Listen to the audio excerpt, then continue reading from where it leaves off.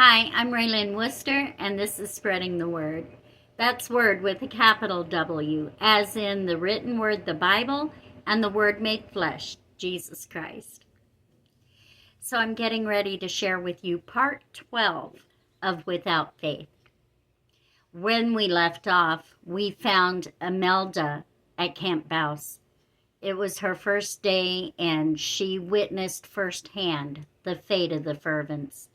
But more than that, she was able to offer hope and encourage the faith of those also awaiting their fate. In Washington, D.C., a meeting of the brass was taking place at the White House, discussing the goings-on at the camps. It was brought to their attention that there was singing happening at Fort Bouse. But the president wasn't too concerned. He was concerned about the report that Bibles were being distributed disguised as coffee from a local D.C. coffee shop, and the militia went to discover if this was so. Thankfully, the Spirit of God had warned Zach and Bridget ahead of time, and they had made other arrangements so as not to be caught. And this is where we pick up our story. So settle in, get comfortable, because you're not going to want to miss what happens next. Part 12, Without Faith. In the very coffee shop that had been discussed in the briefing, a few blocks away from the White House, Bridget had an epiphany. I've got it. Zach, listen to my idea and tell me what you think. Zach turned from the computer, giving his attention to Bridget. When we reopen the coffee shop, we take some of these Roman roast wrappers and fill them with real coffee. Some other brand, something that isn't selling very well. We put them in a prominent display in the lobby, advertising our new brand of coffee.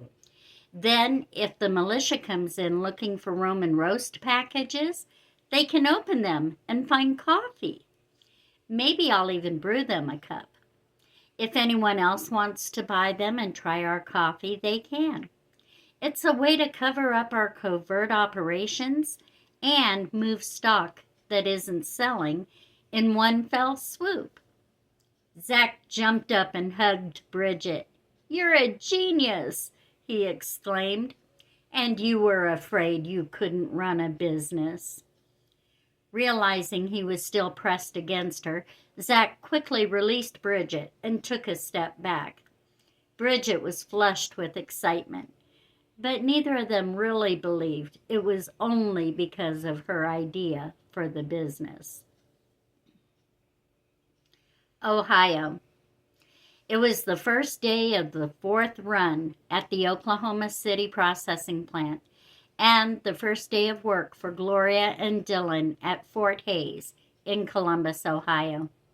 Here, Gloria had a spacious private office, and Dylan's desk was in a small lobby outside her door. Both were back in their professional apparel, Gloria foregoing the natural curls she sported while on vacation, hair sleeked once again into a smart bob.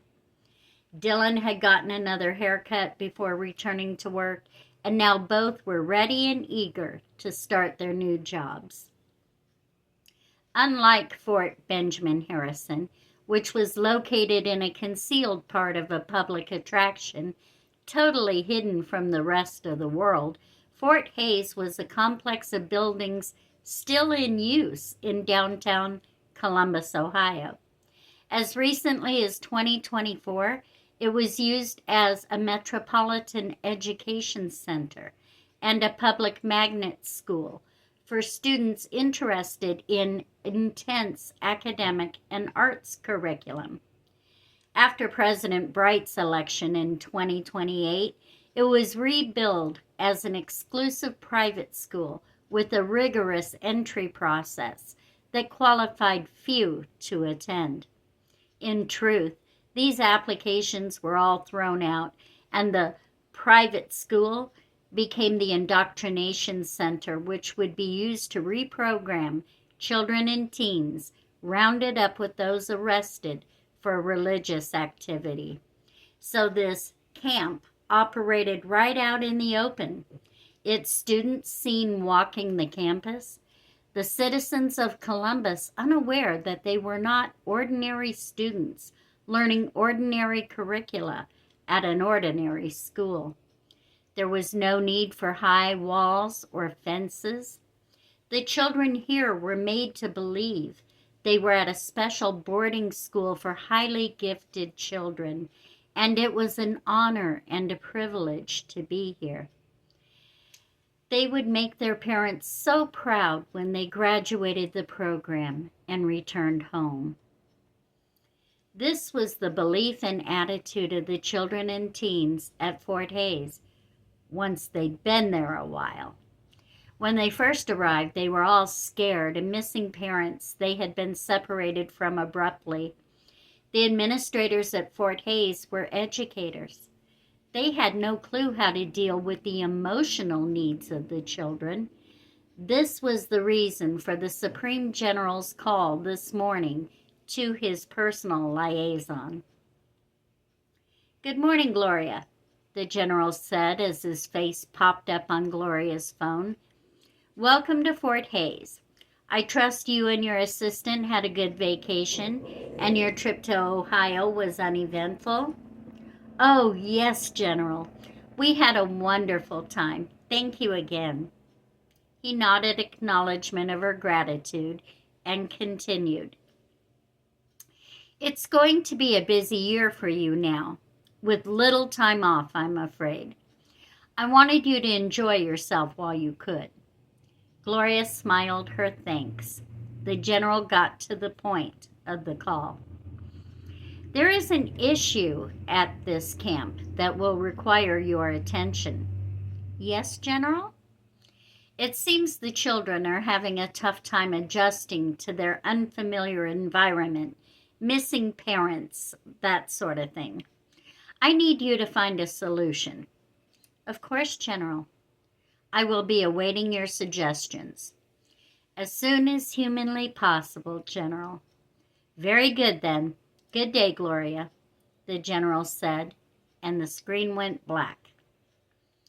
Gloria took a few minutes after the call disconnected before she went out to see Dylan. She closed her eyes and prayed. "Father, I know I'm here for a reason. Let me be able to help the children here. Thy will be done. Amen."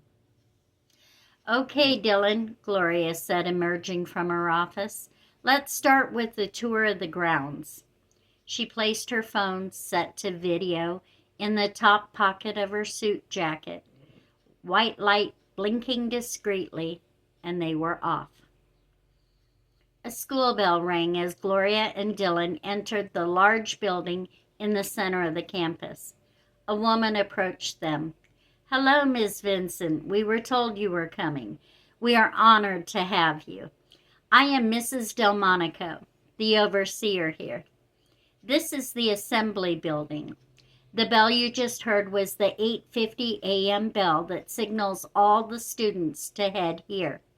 Another will ring at 9 a.m. and we will begin. Please have a seat and join us." "We shall," Gloria replied. "Thank you." Just then the room began filling up with children ages 4 to 18.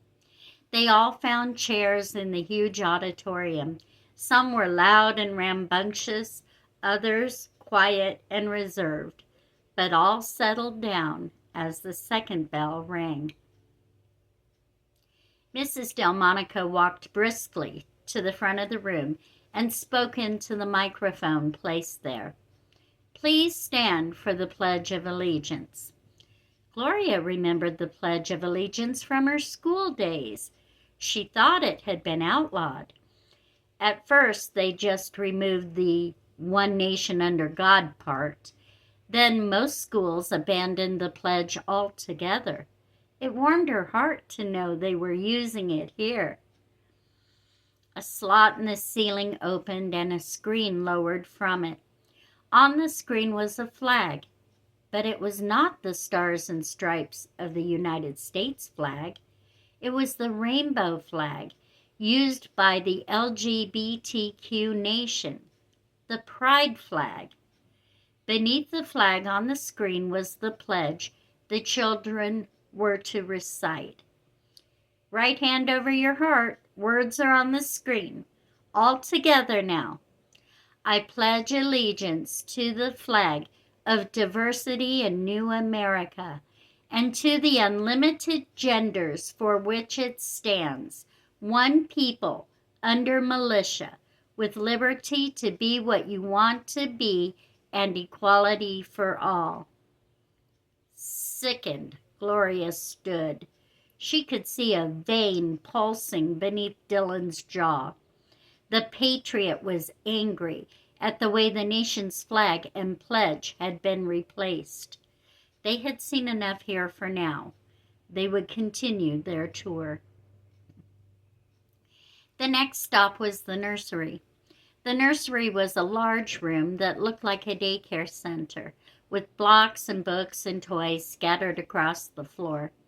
The room was full of children aged 18 months to just under 4 years old, toddling around, taking toys from other children, playing, fighting, and crying. There was a lot of crying. It was so noisy, it was hard to hear oneself think.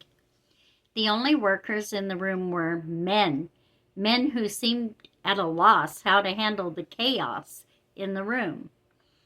While Dylan went to find the person in charge, Gloria walked over to a young girl, maybe 3 years old, who sat on the floor crying in a corner of the room. She knelt down eye level with the little girl and said, "Hi, honey. What's wrong?" The little girl's big brown eyes filled again as she said, "I want my mommy." Gloria shifted awkwardly to sit on the floor. Easier said than done in a form-fitting suit, skirt, and heels. She lifted the little girl into her lap, who immediately threw her arms around Gloria's neck and buried her face in her hair. She patted her back gently and spoke soothingly to her, and within moments the little girl stopped sobbing. These children just need some loving, she realized. They need to know someone cares about them.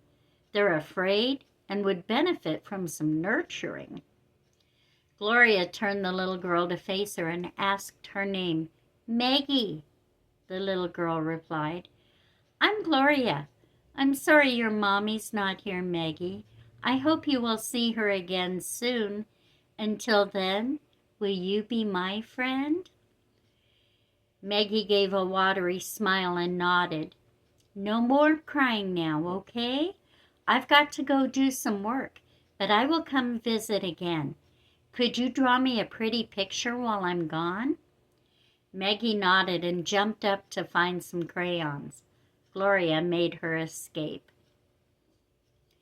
Dylan was still speaking to a man in the far corner of the room, so Gloria wandered into an adjoining room. This room was full of low, railed beds and playpens. There was a row of changing tables against a far wall, next to a floor-to-ceiling shelving unit full of assorted sizes of diapers, wipes, creams, plastic gloves, etc. From that room she walked into a kitchen which led to a dining room of sorts, with a bunch of high chairs, booster chairs, and low child-sized tables and chairs. It appeared that everyone under 4 years old ate, slept, played, and lived in the nursery.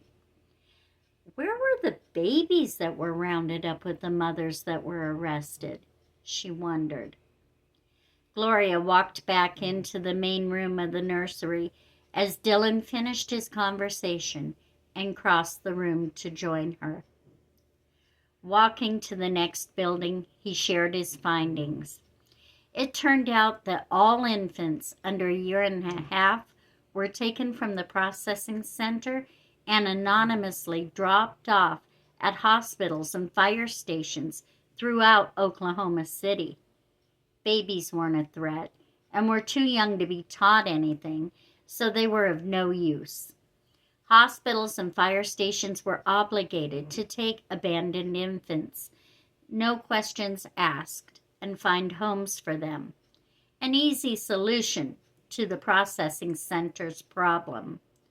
He also shared that anyone from the training facility at Fort Benjamin Harrison that did not qualify for any of the designated job descriptions on their aptitude tests were relegated to the nursery to care for children.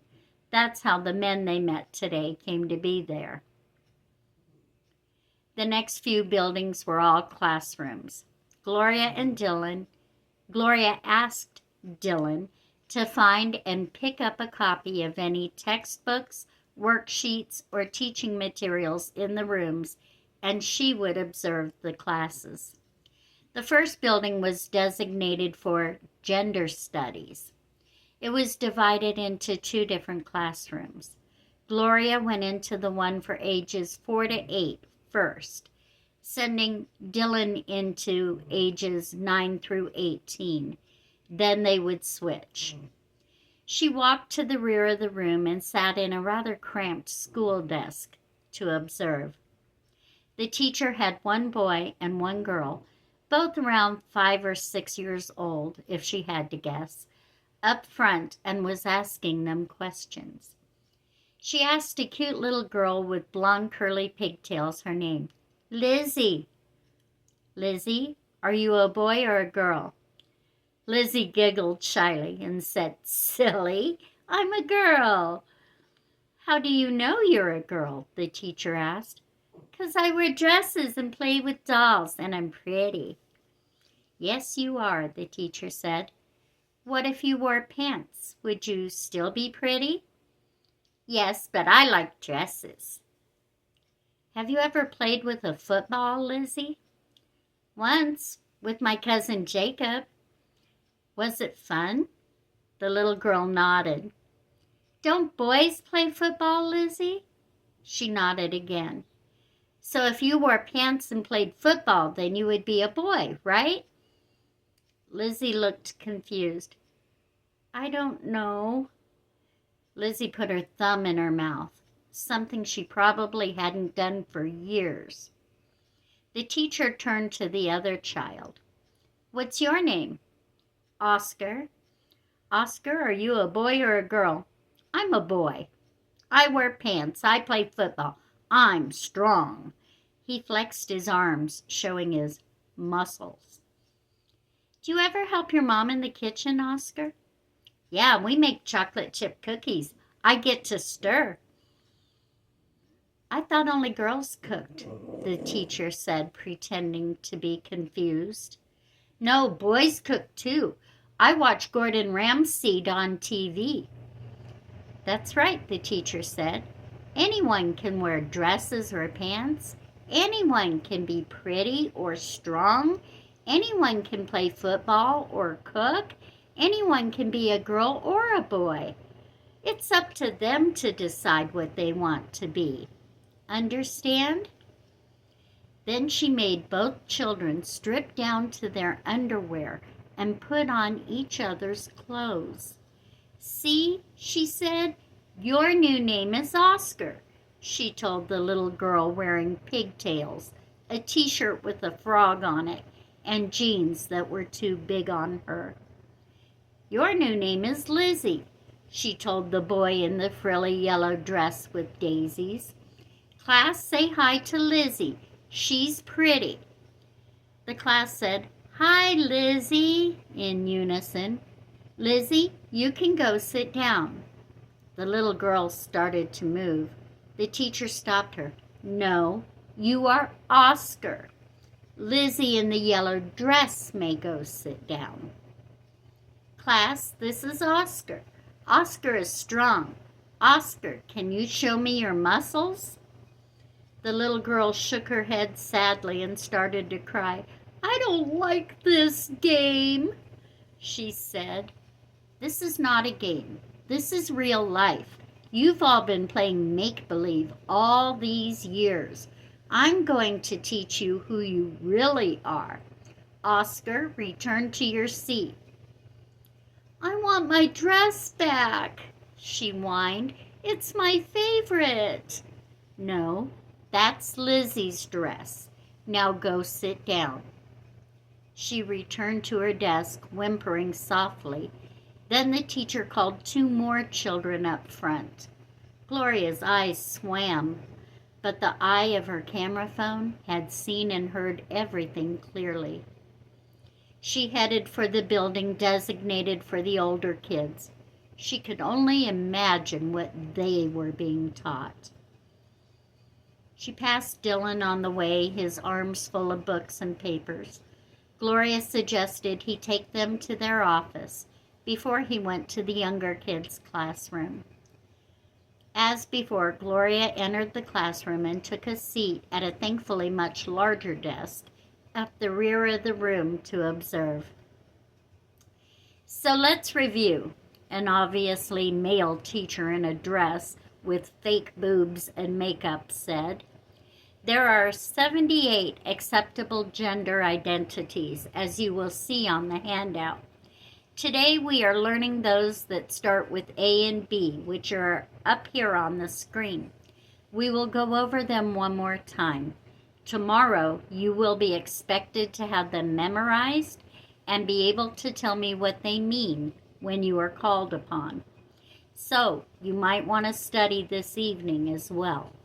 So starting at the top, say them with me. A binary, a gender, ambigender, androgyny, androgynous, aporagender, octigender, bakla, bigender, binary, bisu, butch. Good. Now, who remembers which of these I identify with? Several hands went up in the air. The teacher called on a girl, probably 12 or 13, in the first row. "Bakla," she answered. "Yes, and what does it mean?" "A person who was assigned male at birth and has adopted a gender expression that is feminine." Very good. Bakla is a third gender identity. Who can tell me what that means? A very young boy in the back raised his hand. It means other. Yes, very good. Okay. In addition to memorizing these terms and their meanings, tonight you must each read through the list of 78 gender identities and choose the one that best describes you to share with the class tomorrow. There are about 15 minutes before the bell rings. You'd be wise to use that now to study. Gloria saw the teacher starting to walk toward her. Fortunately, she was sitting near the door. She made her escape quickly and just avoided what promised to be a very awkward conversation. Gloria waited outside the 4 to 8 classroom for Dylan to emerge. He had a few books and a few worksheets in his arms when he did. They walked together back to the office to discuss what each had uncovered. Gloria unlocked her office door and had Dylan spread out all the materials he'd gathered on her desk, then locked the door behind them. From the 4 to 8 classroom, he'd found 3 books that were presumably read to the class by the teacher. Heather Has Two Mommies, The Girl That Wanted to Have All the Colors of the Rainbow, and Everybody Masturbates. This last book featured what looked like a young boy with a red strawberry for a head and big hairy palms on the cover. Gloria remembered a news report back in 2015 of school children being encouraged to explore their bodies and that of others in an attempt for them to gain sexual awareness, and 5-year-olds experimenting with oral sex on a school bus. This book in a kindergarten through second grade class certainly seemed to reinforce the behavior in that report that at the time Gloria was certain had to have been fabricated. From the 9 to 18 classroom, Dylan gathered 6 books and the list of 78 gender identities the class was learning. The books were Good Different, Love Me for Who I Am, Volume 4, The Cost of Knowing, Transformation, Gender Identity Workbook for Teens, and God and the LGBT Community. Gloria set her phone's camera to panorama and got all the books on the desk included in the frame. She snapped the pic, then loaded all the books into an empty box and had Dylan take them out to the staff car. She thumbed through them to see what the children were being taught, then disposed of them in the dumpster behind the duplex later this evening. She and Dylan made plans to eat in the school cafeteria for lunch, and Gloria wanted to visit the dorms after school was out for the day. That was about all she'd be able to handle today, she was afraid. The rest of the tour would have to wait for tomorrow. There were so many kids here that lunch was broken into 2 sessions. First lunch was from 11:15 to 12:30. Second lunch was from 12:30 to 1:45. Gloria glanced at her phone. It was 11:45. They would go to first lunch. The cafeteria looked like any school cafeteria and was full of children ages between 4 and 18, and several teachers were all huddled together at one table. She and Dylan grabbed a molded lunch tray and a set of plasticware wrapped in a napkin and got in line. Looking around, she noticed that there were no lunch boxes, coolers, or paper sacks. Everyone ate whatever was being served in the cafeteria. When they approached the first server, Gloria couldn't tell if it was a lunch lady or not. The word androgynous from the gender studies class came to mind. They put a square breaded piece of something on the plate. "And this is," she asked the server. "Quinoa crusted tofu," she replied. "Are you unfamiliar with vegan food, Miss Vincent?" "You're going to love it," the server enthused. The next person put a scoop of each grilled Brussels sprouts and applesauce in the cubbies on the molded plastic plate. Cans of kombucha and bottles of water were set out to grab as one walked back to the tables. The water was almost gone. Gloria asked Dylan to go sit with the teachers and try to get to know them a bit. She wanted to sit among the children. She saw the blonde pigtails and the brown frog t-shirt from across the room and made her way over to that table. "Okay if I sit here?" she asked. The children nodded. No one said much, and they weren't eating much. They were pushing their food around on their plates, but at least the applesauce appeared to be missing from each. Gloria poked the breaded square with a fork and made a funny face. "What's this?" she asked. A little boy giggled. "It's tofu." "No, silly, it's tofu," an older girl said. Turning to Gloria, she said, "My mom is vegan.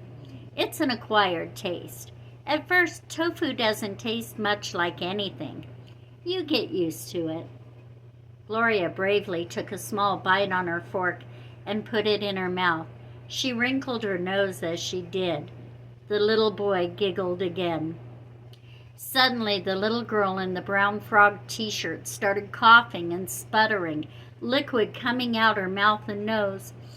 "I thought it was soda," her eyes filling as she explained. Gloria had tried kombucha once. She thought it tasted like sour black coffee. She couldn't imagine giving it to children. She handed the little girl her water bottle and waited while she took a big swig. Then she took her by the hand and asked her to walk outside with her. "It's going to be okay, Lizzie," she told the little girl. She was having a rough day. The little girl looked up at her with solemn eyes and said, "My name is Oscar." Dylan had kept an eye on Gloria while he kept an ear on the conversation at the teacher's table. He was multi-talented that way. When he saw Gloria get up and walk out with the little girl, he excused himself and went and picked up both of the abandoned trays and took them over to the area marked dump station and scraped the uneaten food into the waiting can, then put the trays on the counter and the utensils in a designated plastic basket. He'd seen a lot of tofu and Brussels sprouts in that can. Dylan had eaten all of his food. He didn't mind vegan. He thought it was pretty good. He went outside to find Gloria. He found her and the little girl sitting in swings on a playground about 40 yards from the cafeteria. After lunch, the kids could play there until the bell rang, signaling the beginning of class again. Seeing Dylan approach, Gloria got up, hugged the little girl one last time, and whispered in her ear, "Remember our secret. Don't tell anyone, okay?" Lizzie smiled. It was the first time Gloria had seen her smile all day. It was beautiful. "What did you tell the little girl?" Dylan asked as they walked back toward their office. "That Jesus created her to be a beautiful little girl named Lizzie, and that he loves her. That she can wear whatever they make her wear, and they can call her whatever name they want to call her, but she will always be a beautiful little girl named Lizzie because that's who she was created to be." "Wow," Dylan said. "Yeah," Gloria agreed. "Now if only I could share that good news with the thousands of other children here." "It's your first day here, and already you're making a difference," Dylan encouraged. "Don't be so hard on yourself." She smiled, thinking how blessed she was to have Dylan as an ally. It was 12:30. School got out for the day at 3, at which time Gloria wanted to visit the dorms. She told Dylan that his time was his own for the next 2.5 hours, as long as he didn't leave the campus. She wanted to go help out in the nursery for a bit. He said he'd like to check out the other buildings on campus. They parted to meet up again at the dorms at 3 o'clock. There was only about 30 kids in the play area and one man watching them. It still seemed a little loud and hectic, but it was not like it had been earlier. The man seemed to have everything under control. She walked into the dining room where she found most of the rest of the kids. The 18-month to 2-year-olds sat in high chairs and boosters at a cafeteria-sized table, while older children sat in plastic chairs at plastic tables just their size. Each of these had a plastic plate in front of them and appeared to be enjoying whatever they were eating. Gloria walked up to the first worker she saw and asked if she could help. The man looked at the credentials hanging around her neck and replied, "Ms. Vincent, how nice to meet you. We are honored to have you here. I'm Garrett. Yes, we would love your help if you don't mind. You can go through there to the kitchen and get the toddlers' food. We are just about to start feeding them." "Gladly," Gloria said, As she walked into the kitchen, she saw a matronly woman scooping mashed peas into a huge bowl. She handed it and a bowl of applesauce to Gloria. "Thanks for helping out, Miss Vincent. I was hoping I'd get to meet you. Perhaps we can chat a bit when the children go down for their naps. My name is Mrs. Rollins." "I'd like that," Gloria responded, carrying the bowls to the dining room. She and Garrett put a scoop from each bowl into smaller bowls, and just as the large bowls were getting empty, several teenagers walked through the dining room door. "Grab a bowl and a toddler," Garrett hollered toward them. "Some of the teenagers give up part of their lunch break to come help with the kids," he explained. "Many of them had younger brothers and sisters at home, and it helps when they are missing them." Gloria swallowed the lump in her throat and nodded. Gloria helped feed about a dozen toddlers, wiping faces, cleaning up spills, and having a wonderful time. Then she walked over to the older children. Maggie, recognizing Gloria, jumped up and ran to her. "Gloria, I made you a picture." "Good job, Maggie. I'll look at it when you're done eating, okay?" The little girl nodded. All evidence of the previous tears was long gone. "What's for lunch?" Gloria asked. "Macaroni and cheese," Maggie said around a mouthful. It appeared to be a vegan version, with finely chopped vegetables added, but the kids seemed to love it. Smart, she thought. Gloria helped put the toddlers down for naps, handing off those who needed diaper changes to a nearby worker. Rank had its privileges, after all. Then she found Maggie and walked, holding her hand, into the playroom. They sat at a little plastic table, Gloria's knees nearly touching her chin, while Maggie explained her picture. In the top right corner were two stick people drawn. One had long brown hair, and one had short brown hair. "That's Mommy and Daddy," Maggie said solemnly. "They are far away." In the front center of the page was a short stick figure with medium-length brown hair and a taller one with red hair and glasses. They appeared to be holding hands. "This is me and my very best friend Gloria," the young girl explained. Gloria hugged the girl quickly so she wouldn't see the tears building in her eyes. "I've got to go back to work now, Maggie," Gloria explained, "but I will come visit you again, okay?" "Okay," Maggie replied, skipping her way back to the sleeping room for nap time. Gloria wandered back into the kitchen and found Mrs. Rollins doing dishes. "Can I help?" Gloria asked. "Heavens, no. The Supreme General's personal liaison can't be caught doing dishes, but I appreciate the offer. Would you like to sit there and have a cup of coffee and talk to me while I clean up?" "That would be lovely," Gloria replied. "So, tell me about yourself, Mrs. Rollins." "Well, I'm 75 years old and have been a widow for 9 years. I have 1 daughter and 2 sons, 14 grandchildren, and 8 great-grandchildren." "Wow, that's a lot," Gloria replied. Mrs. Rollins nodded.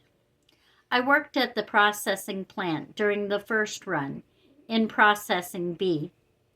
I requested a transfer here after that because I love children so much, and I miss my own grandchildren. They granted it. I really wanted to work in the playroom with the kids directly, but I'm still close to them and get to see them here, so that's okay." "Why are you in the kitchen instead of the playroom? I don't understand." "Well," Mrs. Rollins explained, "you know this campus is entirely vegan, right?" "I gathered," Gloria responded.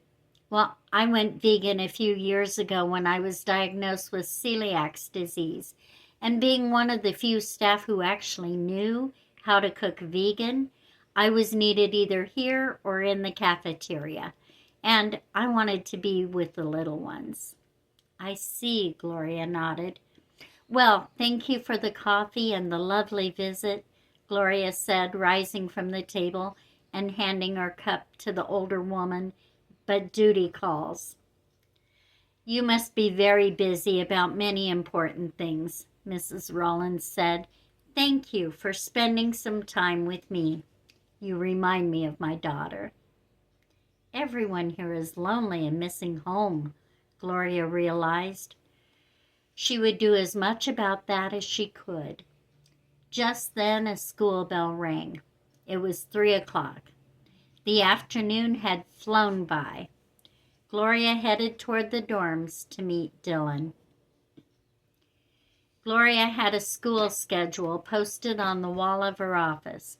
Once classes were done for the day, the children could visit or study in the dorms, could play on the playground or play basketball or other games in the gym until the dinner bell rang at 5:30. Then the 4 to 8-year-olds would be taken to the cafeteria for supper. The older kids would go to second supper at 7 p.m. and lights out in the dorms was at 9 p.m. The plan in the dorms was just to split up and talk to the children there, to see how they were adjusting. Dylan walked over to a group of older kids who were studying their gender identity worksheets. He offered to quiz them so they would be prepared for class the next day. Gloria walked over to the little boy in the yellow dress. He was twirling around in circles, watching the dress swish around his knees. "This is fun," he laughed. "Hi, Oscar," Gloria said, approaching him. "My name is Lizzie," he explained as he continued to twirl. "I'm pretty." Gloria wasn't sure if he was believing what he'd been told or if he just enjoyed playing dress-up. She wanted to whisper the same secret to him that she had to the real Lizzie, but the spirit checked her. The timing wasn't right. Okay, she would wait. A little saddened, she walked over to a group of other boys, ages ranging from 4 to 7, if she had to guess. They were painting each other's fingernails and toenails. "What you guys doing?" she asked, squatting down beside them. "Homework for show and tell in gender studies," one little boy replied. They all held up their hands and spread their fingers. "Which ones do you like best?" She pointed to one little boy's hands, which had a different color on each finger. "Yeah," the boy agreed. "We like rainbows the best, too." Gloria abruptly stood up from where she'd been squatting and hollered across the room, "Dylan, time to go!" He looked up and saw the look on Gloria's face, handed a girl the paper he'd been quizzing her from, and said, "You've got it. You're going to do just fine tomorrow." She smiled her thanks. "By the way," Dylan asked, "which identity have you chosen for yourself for class tomorrow?" "Hard femme," she replied. Dylan smiled back at her and left to join Gloria. It was 4:30. Gloria was done. She was going home. That meant Dylan was going home too. Here they only had the one vehicle, as they lived in the same duplex and worked in the same office. She had intended to flip through the textbooks this evening, but changed her mind. She had a headache. She would soak in a hot bath, sip some soothing tea, and turn in early. Dylan could fend for himself. Before she turned in for the night, Gloria wanted to make a call. "Bonjour, this is Chef Francois.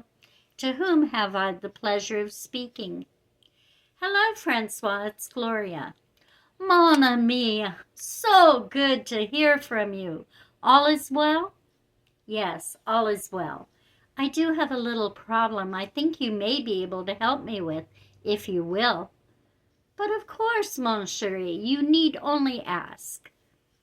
She explained her idea to the chef, and he assured her he would be delighted to help. They exchanged a few more pleasantries, then disconnected the call, and Gloria went to bed feeling more hopeful than at any other time this day. Beep, beep, beep. 6:30 a.m. The duplex was near Fort Hays, and they didn't need to be there until 8:30, so Gloria felt she had the luxury to lie in bed a while and plan out her day, ruminating on all she'd learned about the school where she was stationed. Today on the agenda, visiting the other classrooms, government and civics, math, RWSL, that's reading, writing, speaking, and listening, origination sciences, and replacing traditional physical education, a transcendental meditation class. Unlike the school that operated on these grounds in 2024, whose emphasis was on the arts, other than drawing in the nursery, individual expression was not encouraged here. There was no music program, no home economics, no shop, no driver's training, no team sports. The gym was used for shooting baskets, jumping rope, and yoga during the children's playtime. The whole goal of the school was one of uniformity, conformity to the ideologies of the government. And unlike a regular school, there were no grades, no report cards, no promotion to other classes.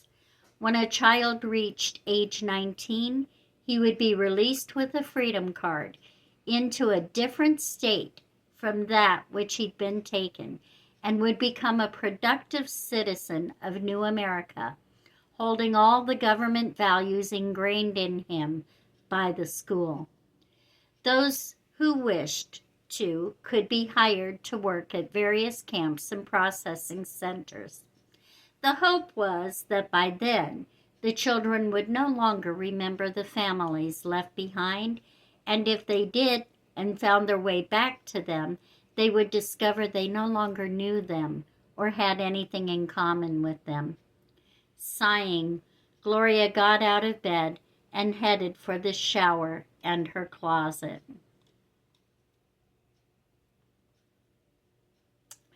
Gloria had decided she would take a lunch to work and eat at her desk from now on. She sure missed Chef Francois's delicacies.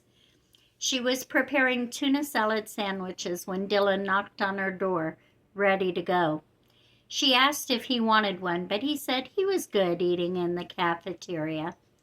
She tossed the sandwich in a Ziploc bag, grabbed a Diet Pepsi, picked up her briefcase, and they were on their way. By the end of their second day at Fort Hays, Gloria had seen almost everything she needed to see and document for her expose, and Dylan had gathered more physical evidence from each class. She would spend the rest of her time here doing everything in her power to help these kids, she decided, without appearing to undermine everything they were doing here, she thought glumly. Well, the Lord would make a way. He always does. It was 5:30 p.m. As Gloria was fixing herself a quick supper, she thought about some of the things she'd seen in the classes that day. In the 4 to 8 government and civics class, there was a PowerPoint presentation in use. Pictures came up on the screen, and children were to respond if they needed to obey the person on the screen or not. The correct answer was anyone in a uniform. The incorrect answer was anyone not in a uniform, including the slide labeled parents. The children were also being taught that being a tattletale was a noble thing, their duty. Anyone not obeying the people in uniform needed to be turned in, no matter who they were. Another PowerPoint presentation was in use in the 9 to 18 class. on this one was the outdated document known as the U.S. Constitution, and the class was being shown line by line how it was intended to harm and not to allow one to be themselves, founded on religion since proven to be false or otherwise outdated and ineffective. The math class for both age groups was just Common Core math. It unnecessarily complicates things, Gloria thought, grateful she grew up in a day when 2 plus 2 equaled 4. What used to be called English or grammar was now RWSL, which stood for reading, writing, speaking, and listening.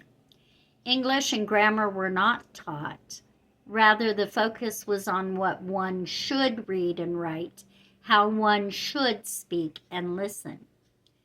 Origination Sciences was exactly what it sounded like. The children were being taught every possible method of origin other than creation. The younger classes were shown pictures of man evolving from monkeys, and the children were encouraged to run around acting like monkeys and receive bananas as a snack. The older kids were being taught the finer points of the Big Bang Theory and primordial ooze. In the Transcendental Meditation class, the 4 to 8-year-olds were all invited to take off their shoes and shown how to sit in the lotus position with their forearms resting on their thighs and their hands forming an O with their middle fingers and thumbs. They were taught to chant. In the older class, the same thing was going on, but these were being taught astral projection and were introduced to spirit guides in whom they should trust to lead them through life. Gloria was appalled. She knew these to be demons. The blinking camera eye had captured it all.